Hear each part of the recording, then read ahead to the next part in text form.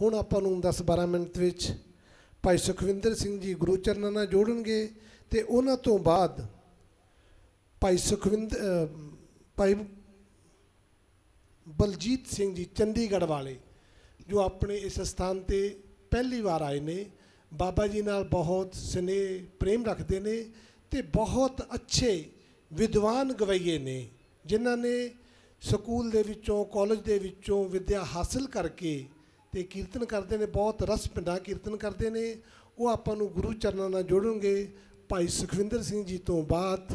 हुण भाई सुखविंदर सिंह जी आपां नूं गुरु चरणों नाल जोड़नगे कथा नाल। वाहिगुरू जी का खालसा वाहिगुरू जी की फतेह। धन वाहिगुरू साहिब जी। नानक निरभौ निरंकार विच सिद्धा खेला, गुर सिमर मनाई काल का खंडे की बेला। पीवो पौल खंडे तार होए जन्म सुहेला, गुर संगत कीनी खालसा मनमुखी दुहेला। वाह वाह गोबिंद सिंह आपे गुर चेला, वाह वाह गोबिंद सिंह आपे गुर चेला। सतगुर सच्चे पातशाह धन धन धन श्री गुरु ग्रंथ साहिब महाराज जी की पावन पवित्र मुबारक गोद अंदर हाजरी भर रही गुरु प्यारी गुरु सवारी गुरु का खास रूप गुरु खालसा साध संगत जीओ अमृत दे दाते कलगीधर पातशाह धन धन गुरु गोबिंद सिंह महाराज जी की बख्शी हुई गुरु फतेह प्रवान करना जी करो कृपा। वाहिगुरु जी का खालसा वाहिगुरु जी की फतेह। वडभागे हो जो कि अपने घर दे कम्मां नूं संकोच के सतगुरु पातशाह जी के चरण शरण विच पहुँच के अपनी जीवन दीयां घड़ियां नूं सफल कर रहे हो। गुरु प्यारी साध संगत जीओ, सतगुरु पातशाह जी ने 3 मार्च 1699 नूं खंडे की पहल दे के खालसा पंथ की साजना की। अमृत की दात इस खालसे की झोली विच पाई। बाणी विच वार वार अमृत की गल की आउंदी है। अमृत नाम निधान है मिल पीवो भाई। ते गुरु प्यारी साध संगत जीओ, इस देही दे विच अमृत भरपूर सी। नौनिध नौनिध अमृत नाम निधान है मिल पीवो भाई। ते गुरु प्यारी साध संगत जी उसनूं प्रगट करन वास्ते नाम अमृत नाल जुड़ना है ते नाम अमृत की प्राप्ति वास्ते गुरु नाल गुरबाणी नाल जुड़ना है ते 5 प्यारियां तो खंडे की पह लैनी है। नौनिध अमृत प्रभ का नाम देही मैं इसका विश्राम। ते संसार दे विच जदों आपां वेहने आ ते सब तो भय ज़्यादा मनुख नूं मृत्यु दा है। सब तो ज़्यादा डर दुनिया दे विच मृत्यु दा। ते सतगुरु पातशाह जी ने मृत तो पहला अगेतर विच ऐ ला के इस जीव नूं क्या जो परमात्मा दा नाम जप फिर तेनू मौत तो भी डर नहीं लगेगा। अमृत पीवै अमर सो होए। ते सतगुरु पातशाह जी ने खालसा पंथ की साजना करके जिहड़ी धुरों रीत चली आउंदी सी चरण पहल दी, उन्होंने खंडे की पहल विच तब्दील कर दिता। क्या पूजा अकाल की परचा शब्द का दीदार खालसे का। ते गुरु प्यारी साध संगत जी खालसा जिहड़ा है अरबी का शब्द है। धन धन गुरु गोबिंद सिंह महाराज जी कलगीधर पातशाह जी तो पहलों भी, क्योंकि ये एक दिन की खेड़ नहीं सी भी खालसा पंथ की साजना कर दी। तब सहजे रचियो खालसा।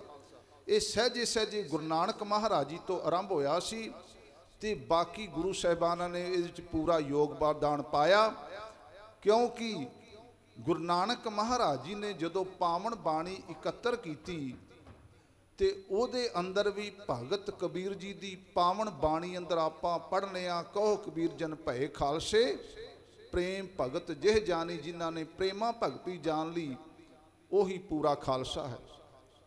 ते खालसा अरबी दा शब्द है।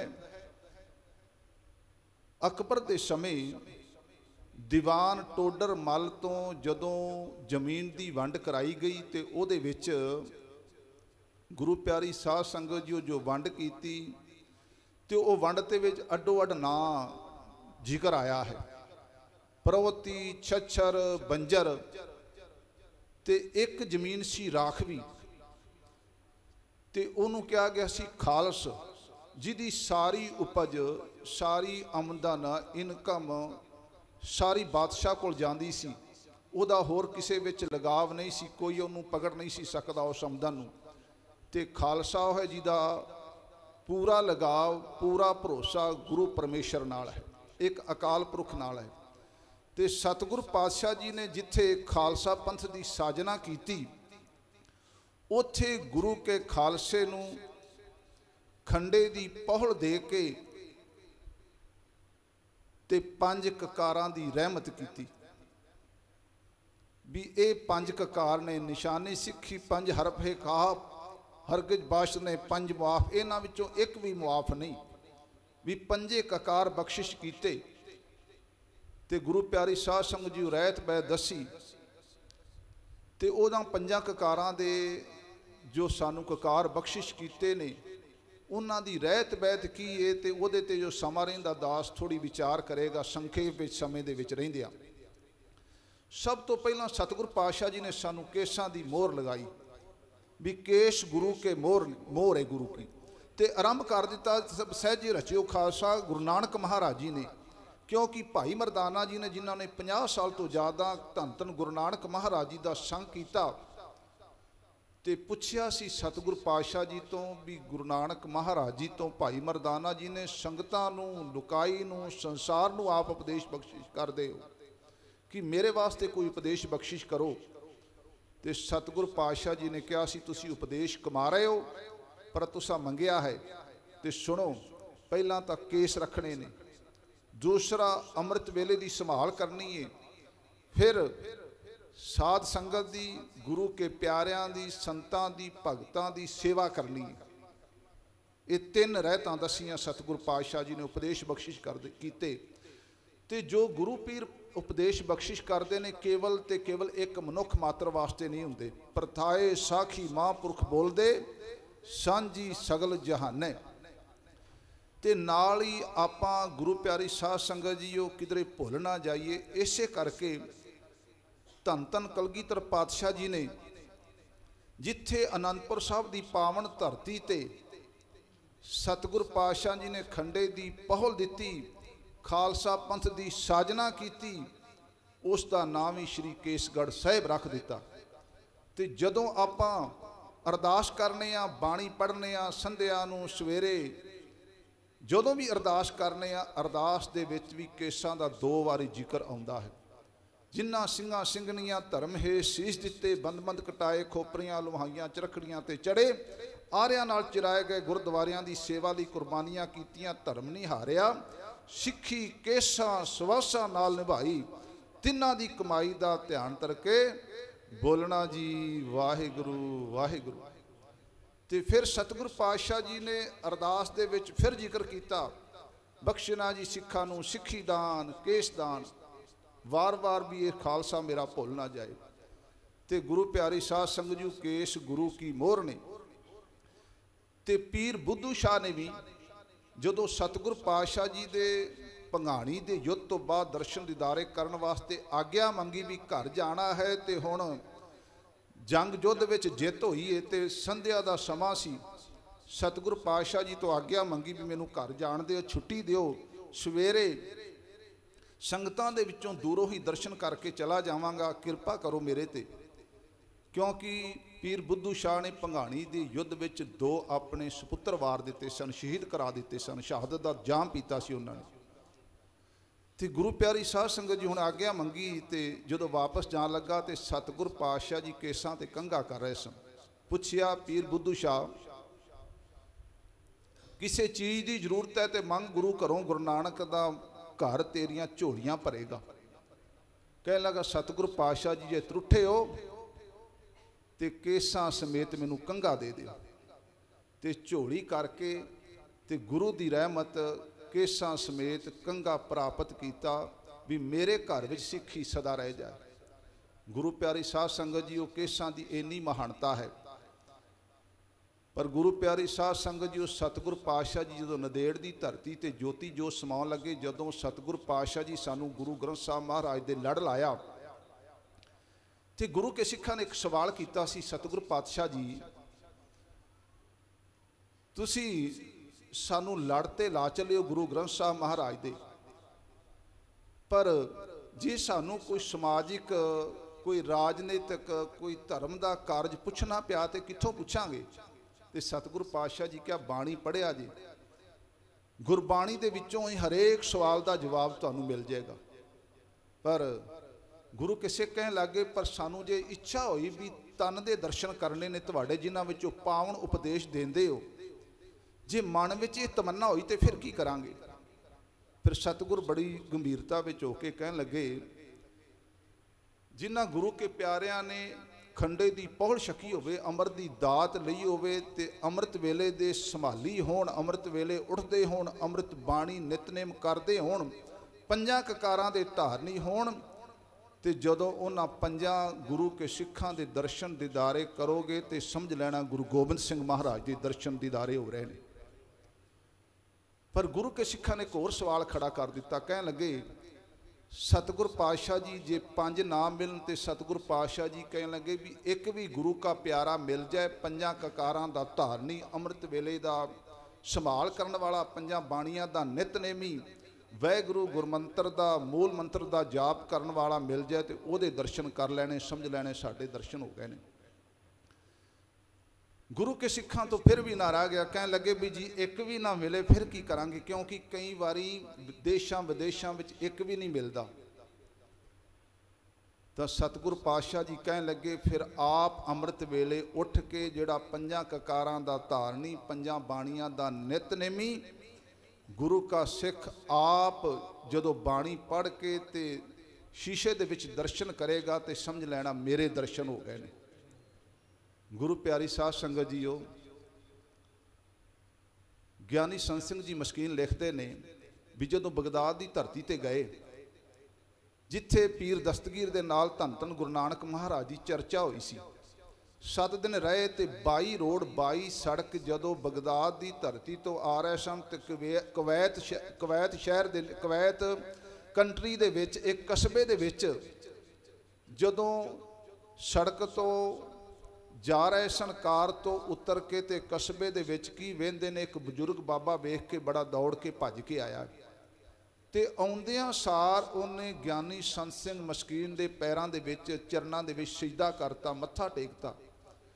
ਗਿਆਨੀ ਸੰਤ ਸਿੰਘ ਜੀ ਮਸਕੀਨ ਕਹਿਣ ਲੱਗੇ ਬਾਬੇ ਨੂੰ ਖੜਾ ਕਰਕੇ, ਬਾਬਾ ਬਜ਼ੁਰਗ ਤੇਰੀ ਉਮਰ ਲੰਮੇਰੀ ਹੈ, ਮੈਥੋਂ ਵੱਡੀ ਹੈ, ਪਰ ਆ ਤੂੰ ਕੀ ਕੀਤਾ?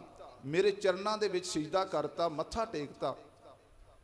ਉਸ ਬਜ਼ੁਰਗ ਬਾਬੇ ਨੇ ਪਤਾ ਜੀ ਕੀ ਕਿਹਾ? ਕਹਿਣ ਲੱਗਾ, ਅੱਜ 20 ਸਾਲ ਹੋ ਗਏ ਨੇ ਮੈਂ ਕਿਸੇ ਗੁਰੂ ਕੇ ਸਿੱਖ ਦੇ ਇੱਥੇ ਬਾਹਰ ਰਹਿੰਦਿਆਂ ਦਰਸ਼ਨ ਨਹੀਂ ਕੀਤੇ। ਅੱਜ 20 ਸਾਲ ਬਾਅਦ ਮੈਨੂੰ ਪੂਰਨ ਗੁਰੂ ਕੇ ਸਿੱਖ ਦੇ ਦਰਸ਼ਨ ਹੋਏ ਨੇ, ਇਸ ਕਰਕੇ ਮੈਂ ਤੁਹਾਨੂੰ ਸਿਜਦਾ ਕਰਤਾ। ਤੇ ਗਿਆਨੀ ਸੰਤ ਸਿੰਘ ਜੀ ਮਸਕੀਨ ਨੇ ਉਸੇ ਸਮੇਂ ਉਸ ਬਜ਼ੁਰਗ ਬਾਬੇ ਦੇ ਚਰਨਾਂ ਤੇ ਡਿੱਗ ਪਏ, ਸਜਦਾ ਕੀਤਾ ਵੀ ਧੰਨ ਤੂੰ ਬਾਬਾ ਬਾਪੂ ਬਜ਼ੁਰਗ ਹੈ, ਵੀ 20 ਸਾਲ ਹੋ ਗਏ ਨੇ ਤੂੰ ਕਿਸੇ ਗੁਰੂ ਕੇ ਸਿੱਖ ਦੇ ਦਰਸ਼ਨ ਨਹੀਂ ਕੀਤੇ, ਪਰ ਤੂੰ ਸਿੱਖੀ ਤੋਂ ਕੁਰਬਾਨ ਹੈ, ਸਾਬਤ ਸੂਰਤ ਹੈ ਤੇ ਮੈਂ ਵੀ ਕੁਰਬਾਨ ਜਾਣਾ ਤੇ ਕਲਗੀਧਰ ਪਿਤਾ ਜੀ ਧੰਨ ਧੰਨ ਗੁਰੂ ਗੋਬਿੰਦ ਸਿੰਘ ਵੀ ਤੇਰੀ ਸਿੱਖੀ ਵੱਲੋਂ ਵੇਖ ਕੇ ਕੁਰਬਾਨ ਜਾਂਦੇ ਹੋਣਗੇ। ਪਰ ਆਪਾਂ ਵੇਖਦੇ ਹਾਂ ਇੱਥੇ ਹਿੰਦੁਸਤਾਨ ਵਿੱਚ, ਭਾਰਤ ਵਿੱਚ ਵੀ ਫਿਰ ਵੀ ਇੰਨੇ ਸਿੱਖ ਹੁੰਦਿਆਂ ਵੀ ਆਪਾਂ ਆਪਣੇ ਬੱਚੇ ਆਪਣੇ ਆਲੇ ਦੁਆਲੇ ਸਿੱਖੀ ਤੋਂ ਪਤਿਤ ਹੋ ਰਹੇ ਨੇ। ਪਰ ਧੰਨ ਹੋ ਬਾਬਾ ਬਜ਼ੁਰਗ ਵੀ ਜਿਹਨੇ 20 ਸਾਲ ਦਰਸ਼ਨ ਨਹੀਂ ਵੀ ਕੀਤੇ ਪਰ ਫਿਰ ਵੀ ਸਿੱਖੀ ਨੂੰ ਸੰਭਾਲ ਕੇ ਰੱਖਿਆ। ਸੋ ਕੇਸ ਗੁਰੂ ਕੀ ਮੋਹਰ ਨੇ ਇਹਨਾਂ ਦੀ ਸੰਭਾਲ ਕਰਨੀ ਹੈ। ਕੰਘਾ ਜਿਹੜਾ ਇਹਨਾਂ ਦੀ ਸੰਭਾਲ ਵਾਸਤੇ ਰੱਖਣਾ। ਕੰਗਾ ਦੋਨੋਂ ਵਕਤ ਕਰ ਪਾਗ ਚੁਨੈ ਕਰ ਬਾਂਦੀ, ਦਾਤਨ ਨੀਤ ਕਰੈ ਨਾ ਦੁੱਖ ਪਾਵੈ ਲਾਲ ਜੀ। ਤੇ ਕੜਾ ਜਿਹੜਾ ਸਾਨੂੰ ਵਹਿਮਾਂ ਭਰਮਾਂ ਤੋਂ ਕੱਢਦਾ ਹੈ ਤੇ ਵਹਿਮਾਂ ਭਰਮਾਂ ਪਖੰਡਾਂ ਤੋਂ ਦੂਰ ਰਹਿਣਾ ਹੈ ਖਾਲਸੇ ਨੇ। ਤੇ ਗੁਰੂ ਪਿਆਰੀ ਸਾਧ ਸੰਗਤ ਜੀਓ, ਕਿਰਪਾਨ ਜਿਹੜੀ ਹੈ ਇਹ ਆਜ਼ਾਦੀ ਦੀ ਨਿਸ਼ਾਨੀ ਹੈ ਵੀ ਆਪਾਂ ਗੁਲਾਮ ਨਹੀਂ ਰਹਿਣਾ। ਖਾਲਸਾ ਸਦਾ ਆਜ਼ਾਦ ਹੈ, ਇਹਨੂੰ ਕਿਸੇ ਦਾ ਭਉ ਨਹੀਂ, ਕਿਸੇ ਦਾ ਡਰ ਨਹੀਂ, ਅਕਾਲ ਪੁਰਖ ਦੇ ਭੈ ਵਿੱਚ ਰਹਿਣਾ ਹੈ। ਤੇ ਕਸ਼ਹਿਰਾ ਜਿਹੜਾ ਹੈ ਜੱਤ ਸੱਤ ਦੀ ਨਿਸ਼ਾਨੀ ਹੈ। ਤੇ ਇਹ 5 ਕਕਾਰ ਬਖਸ਼ ਕੇ ਤੇ ਨਾਲ 4 ਬਜਰ ਕੁਰੈਤਾਂ ਵੀ ਦਸੀਆਂ। ਤੇ ਗੁਰੂ ਪਿਆਰੀ ਸਾਧ ਸੰਗਤ ਜੀਓ, ਕੜਾ ਕਹੇ ਚੋਰੀ ਯਾਰੀ ਘਾਤ ਕੋ ਤਾਂ ਹੱਥ ਲਾਈ, ਕਸ਼ਹਿਰਾ ਕਹੇ ਜਤੀ ਰਹੇ ਤਿਆਗ ਪਰ ਨਾਰ ਕੋ, ਕੇਸ ਕਹਿਣ ਸਾਡੇ ਵਾਂਗੂ ਗੁਣਾ ਰੂਪ ਕੇਸ ਤਾਰ, ਕਹੇ ਕਿਰਪਾਨ ਕਟ ਕਾਮ ਕ੍ਰੋਧ ਹੰਕਾਰ ਕੋ, ਕੰਗਾ ਕਹੇ ਟੁੱਟੇ ਰੋਮਾ ਵਾਂਗੂ ਤਜ ਪਾਪ ਨਿੰਦਾ, ਅੰਮ੍ਰਿਤ ਕਹੇ ਅਮਰ ਹੋ ਜਾ ਪੀ ਕੇ ਸ਼ਬਦ ਸਾਰ ਕੋ। ਐਸੇ 5 ਕੱਕੇ ਧਾਰੇ ਜਿਨੇ ਖਾਲਸਾ ਜੀ, ਪਾਵੇਗਾ ਗੁਰੂ ਗੋਬਿੰਦ ਸਿੰਘ ਕੇ ਦੀਦਾਰ ਕੋ, ਪਾਵੇਗਾ ਗੁਰੂ ਗੋਬਿੰਦ ਸਿੰਘ ਕੇ ਦੀਦਾਰ ਕੋ। ਸੋ ਇਨੀਆਂ ਕੋ ਵਿਚਾਰ ਪ੍ਰਵਾਨ ਕਰਨੀ। ਅਲਪ ਬੁੱਧੀ ਦੇ ਕਾਰਨ ਦਾਸਰੇ ਤੋਂ ਵਿਚਾਰਾ ਕਰਦਿਆਂ ਪਾਵਨ ਇਤਿਹਾਸ ਸਰਵਣ ਕਰਾਉਂਦਿਆਂ ਅਨੇਕਾਂ ਹੀ ਭੁੱਲਾਂ ਹੋ ਗਈਆਂ ਹੋਣਗੀਆਂ। ਕੋਟਾਨ ਕੋਟ ਧੰਨਵਾਦ। ਧੰਨ ਧੰਨ ਗੁਰੂ ਗ੍ਰੰਥ ਸਾਹਿਬ ਮਹਾਰਾਜ ਦਾ, ਸਾਰੀ ਸੰਗਤ ਦਾ, ਮਹਾਂਪੁਰਖਾਂ ਦਾ ਬਹੁਤ ਬਹੁਤ ਧੰਨਵਾਦ। ਕਰੋ ਕਿਰਪਾ, ਬੁਲਾਓ ਫਤਿਹ। ਵਾਹਿਗੁਰੂ ਜੀ ਕਾ ਖਾਲਸਾ, ਵਾਹਿਗੁਰੂ ਜੀ ਕੀ ਫਤਿਹ। ਬਹੁਤ ਬਹੁਤ ਧੰਨਵਾਦ ਭਾਈ ਸੁਖਵਿੰਦਰ ਸਿੰਘ ਜੀ ਦਾ। ਬਾਣੀ ਗੁਰੂ, ਗੁਰੂ ਹੈ ਬਾਣੀ, ਵਿੱਚ ਬਾਣੀ ਅੰਮ੍ਰਿਤ ਸਾਰੇ, ਗੁਰਬਾਣੀ ਕਹੇ ਸੇਵਕ ਜਨ ਮਾਨੇ, ਪ੍ਰਤੱਖ ਗੁਰੂ ਨਿਸਤਾਰੇ। ਸੱਚ ਇਹੀ ਹੈ ਕਿ ਪੂਰਨ ਗੁਰੂ ਮਿਲ ਜਾਵੇ ਤੇ ਉਹ ਪੂਰਨ ਗੁਰੂ ਜੋ ਆਪਾਂ ਨੂੰ ਬਖਸ਼ ਕੇ ਗਏ ਨੇ ਗੁਰੂ ਗੋਬਿੰਦ ਸਿੰਘ ਜੀ ਮਹਾਰਾਜ, ਉਹ ਹੈ ਸ੍ਰੀ ਗੁਰੂ ਗ੍ਰੰਥ ਸਾਹਿਬ ਜੀ। ਤੇ ਸ੍ਰੀ ਗੁਰੂ ਗ੍ਰੰਥ ਸਾਹਿਬ ਜੀ ਇੱਕ ਐਸੇ ਮਹਾਨ ਗੁਰੂ ਨੇ, ਗੁਰੂਆਂ ਨੇ ਸੋਚਿਆ ਕਿ ਆਉਣ ਵਾਲੇ ਸਮੇਂ ਦਾ ਪਤਾ ਨਹੀਂ ਕਿਹੋ ਜਿਹਾ ਆਏਗਾ, ਤੇ ਪੰਚਮ ਪਾਤਸ਼ਾਹ ਜੀ ਨੇ ਬੀੜ ਰਚ ਦਿੱਤੀ। ਜੋ ਜੋ ਅਧਿਆਤਮਕ ਗਿਆਨ ਹੈ, ਜਿਸ ਗਿਆਨ ਦੀ ਜ਼ਰੂਰਤ ਹੈ ਮਨੁੱਖ ਨੂੰ ਪਰਮਾਤਮਾ ਨਾਲ ਮਿਲਣ ਵਾਸਤੇ, ਉਹ ਸਾਰਾ ਦਾ ਸਾਰਾ ਗਿਆਨ ਗੁਰੂ ਗ੍ਰੰਥ ਸਾਹਿਬ ਜੀ ਵਿੱਚ ਹਾਸਲ ਹੈ। ਇਸ ਤੋਂ ਅੱਗੇ ਹੋਰ ਕਿਸੇ ਗੁਰੂ ਦੀ ਜ਼ਰੂਰਤ ਨਹੀਂ। ਇਸ ਕਰਕੇ ਕੇਵਲ ਤੇ ਕੇਵਲ ਆਪਣਾ ਗੁਰੂ ਹੈ ਗੁਰੂ ਗ੍ਰੰਥ ਸਾਹਿਬ। ਤੇ ਜਿਹੜਾ ਇਹਨਾਂ ਦੇ ਹੁਕਮ ਨੂੰ ਮੰਨੇਗਾ ਉਹਨੂੰ ਉਹੀ ਪ੍ਰਾਪਤੀਆਂ ਹੋਣਗੀਆਂ ਜੋ ਸਤਿਗੁਰੂ ਜਦੋਂ ਸਰੀਰ ਧਾਰ ਕੇ ਸਨ, ਜੋ ਬਾਣੀ ਉਪਦੇਸ਼ ਦੇ ਕੇ ਜੋ ਬਖਸ਼ਾਂ ਪ੍ਰਾਪਤ ਕਰਦੇ ਸਨ ਗੁਰਸਿੱਖ, ਉਹੀ ਪ੍ਰਾਪਤ ਆਪਾਂ ਨੂੰ ਗੁਰੂ ਗ੍ਰੰਥ ਸਾਹਿਬ ਜੀ ਕੋਲੋਂ ਹੋ ਸਕਦੀਆਂ ਨੇ। ਬਹੁਤ ਬਹੁਤ ਧੰਨਵਾਦ ਗਿਆਨੀ ਜੀ ਦਾ।